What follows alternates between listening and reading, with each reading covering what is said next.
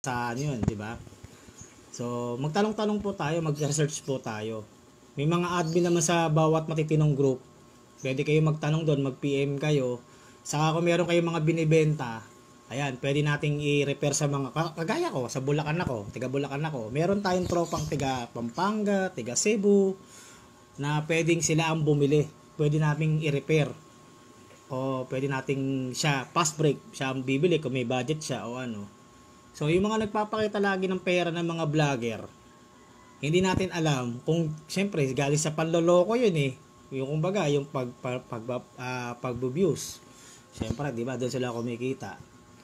So, yung nagbibigay ng pera, tumutulong sa mga mahirap, nagbibigay ng kung ano-ano, namibigay kung ganyan-ganyan. Hindi natin masabi, pero yung sa atin lang naman kasi guys, yung katotohanan lang talaga yung presyo.